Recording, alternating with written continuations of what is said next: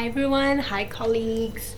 I came today to do a Reddit episode. It's actually my first, actually technically it's my second Reddit episode, but the first one I never published because I never finished editing. But now I have editors. Say hello to my editor. Hello. Thank you so much for helping me. I was going crazy. So I have two Reddit videos I want to do. One is answering more client things. I'm a lash artist and I've been working for almost 6 years now, like 5 years and a half. So I've seen a lot of stuff and I'm always listening to podcasts as well. So I wanted to talk a little bit about Reddit, like client problems. So one video will be focused on answering client questions. So if you want to get your lashes done, maybe some of these things that happen, some of these questions, you have it. And another one will be more technical, more for lash artists.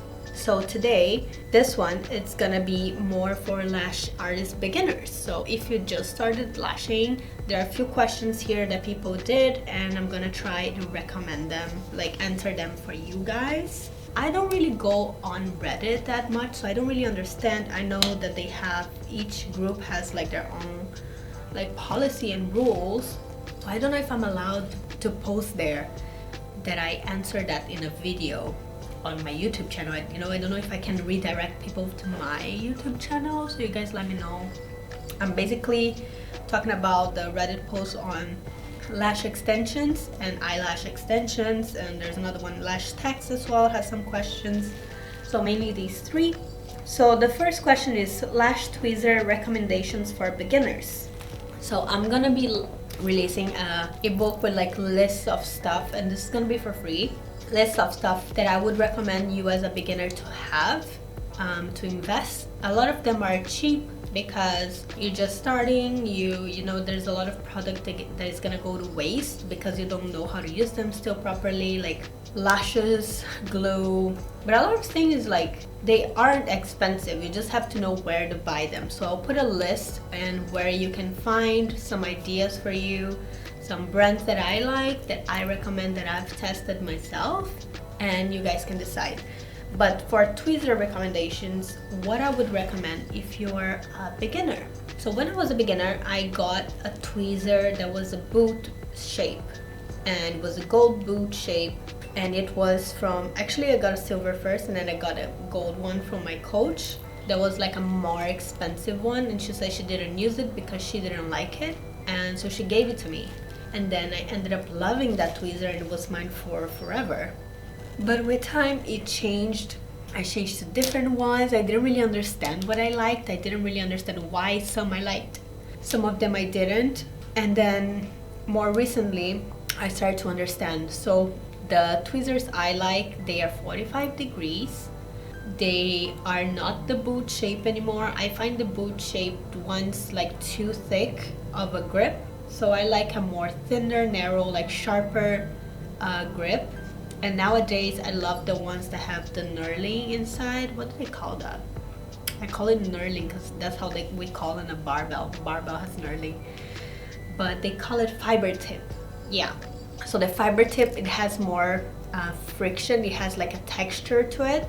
Has more friction, so it has much better grip.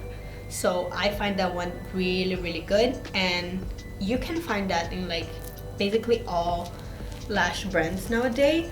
But these tweezers can be really expensive, and if you drop them once, you just need one day, half a second that you got distracted and you drop them, and they can bend and like say goodbye to your tweezers, especially the isolation tweezers.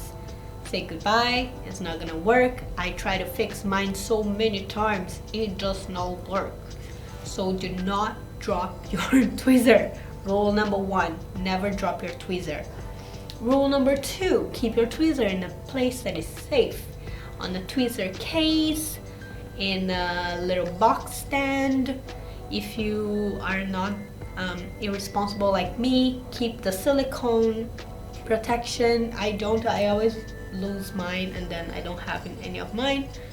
But if you can, keep the silicone protection, especially if you go to your client's house and you're gonna be taking this tweezer here and there and moving it, try to buy the magnetic cases that they get stuck on the case, so it's not in a case just like dancing inside your case and hitting all the corners, because then say goodbye to your tweezer as well. Okay, but which one would I recommend? I can't tell you. I cannot tell you exactly what to recommend. I would recommend you buy like 4 different types of tweezers. 2 different ones for isolation, 2 or 3 different ones for isolation, another 2 or 3 different ones for like picking up or for fanning, in different shapes.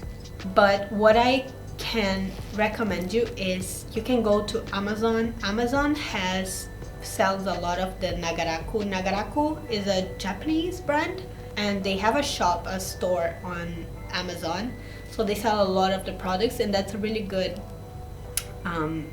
brand. So you can buy their lashes, you can buy their, I never tried their glue, but I did learn with their lashes, and one of my friends that do my lashes, I think she used their lashes for Mega Volume. And they have tweezers, and the tweezers are like really good price. I think it's like $10 US-ish, something like that. And they have like different shapes and curls, and with knurling, no knurling. So my current favorite ones are from them.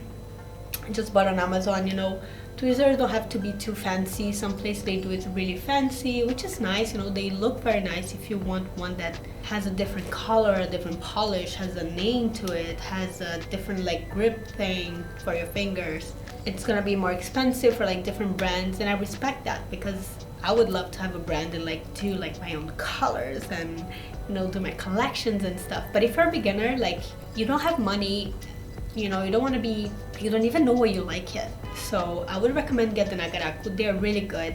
They are cheap. They have all the options you might need and more. Okay, so my trainee even found them on Taobao. So if you know what Taobao is, Chinese app, you could order there. It's even cheaper there. But honestly, the Amazon price is really good. So I'd recommend that. Try different tweezers. Also try different tweezers for isolation. So I found out, not recently, but like later, that I was having some problems sometimes isolating, because I wasn't changing the tweezer for isolation depending on the area of the eye. So in the middle section of the eye, I use a curl tweezer like this. And for the inner corners and outer corners, I use a straight tweezer, like more straight, more like this, not like this. So the curled one like this, the straight one is more like this, like. So I change on the same client. I'll use different tweezers for isolation, because it depends on the area. You know, the inner corner and outer corner can be very tricky. So you can try that. If you're having any problem isolating, try to change a tweezer, or try different taping techniques too. Next one. So this one is a short question. It's Lash Tech Beginners. I'm finishing up my lash course, but I'm curious on what to buy to start practicing on people. What brand should I invest in? What products do I truly need to start this up? Any advice? So like I said, I'm gonna release like a little guide for beginners for free, but just a little bit I can say a few things here that I would get. You need lashes, you need tweezers, you need glue. Those 3 you can get like from Nagaraku, for example. The lashes and the tweezer I know are good. I never tried their glue. I don't know how their glue are. But on Amazon you can find different brands there. I wouldn't invest in like a very expensive one, because you're still learning. You just need like a slow drying one. So you can probably just get anything from Amazon. After some times when you're a little bit faster and you want to invest, you know, you want to give a luxe product set service for your clients, then you can invest in like very good brands, you know, that makes your brand feel more luxe. You don't want to be using cheap stuff forever. You want to, like, of course, save on stuff that you don't really need, like tweezers are not gonna make like a big difference. Like, you can still keep getting the cheaper ones, but I would say like upgrade your glue, your lashes, because lashes, some brands, some cheap brands, they're not gonna be consistent. They are gonna lose the curl. Maybe sometimes you buy a D curl that comes more like a C curl or a CC curl or stuff like that. Like they might not just be consistent. They are not properly tested, or you know, whatever is the case.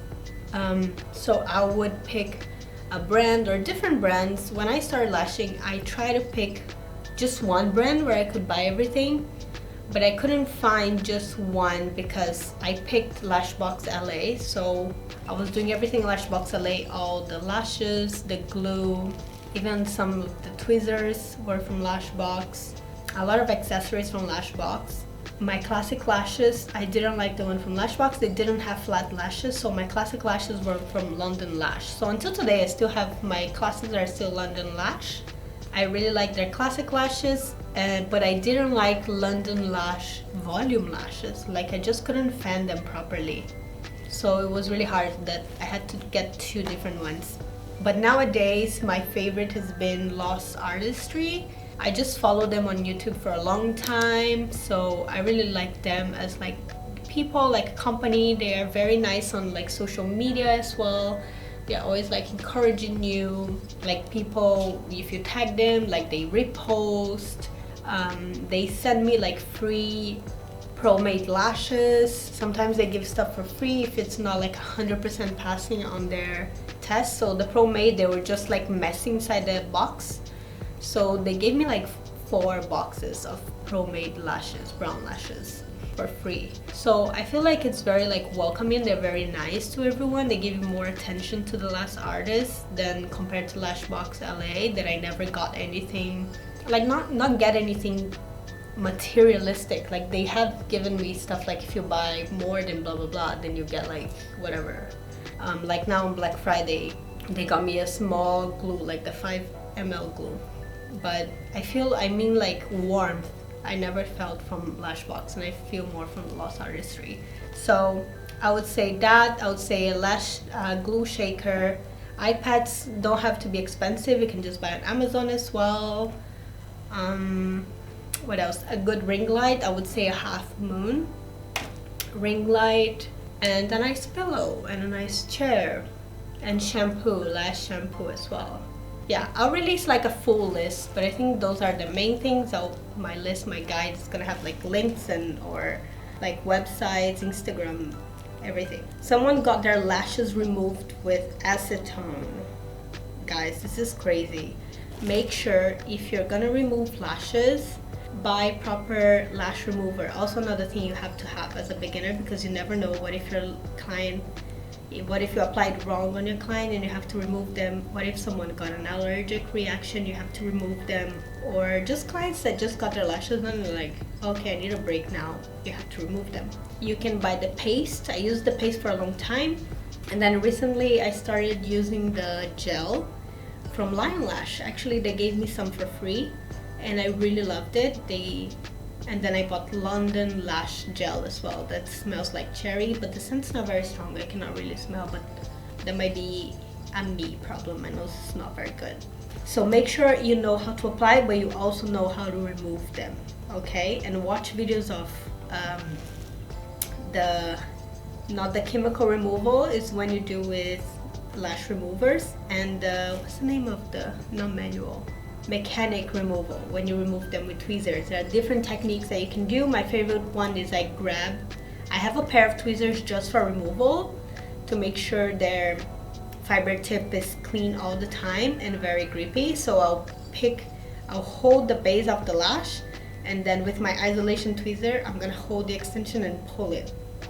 That's my favorite one, but sometimes it doesn't work. Sometimes I have to banana peel, so I'll just open the fan and remove like lash by lash until I find the natural lash, and then I can remove it again. And the last case here is a bigger question, is advice needed. Just wondering if anyone could help me, as I'm at my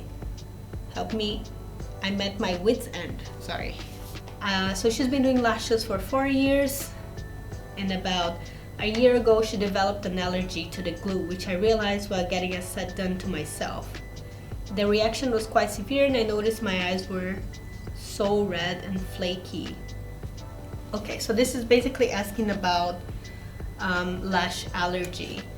I have a story, and I tell this to everyone. I had a client, she got her lashes done with me for a long time, for like 2 years. One day She traveled to her country and was still in COVID times, like here in Hong Kong, not really COVID times, but towards the end, we still had a very strict quarantine rule here. She went to her country, came back. I gave her a removal kit because she was gonna stay in a hotel for 3 weeks. So I wasn't gonna see her for like a month and a half. So she wanted to remove them. I gave her everything sealed for her to remove it herself because it was better than her picking and pulling her lashes. She removed them, everything was great. When she came back to me and I didn't use that to her, she developed a lash extension allergy and her eyes puffed so big. But she was like, I'm not gonna stop getting them done. And we tried everything. We tried sensitive glue, we tried different glue, we tried far from the eyelid. She still got the allergy. And she was like, I don't care. I'm gonna keep getting them done. And she would take antihistamines before the appointment and after for a couple of days. They would still get a little bit puffy, but with time they got better.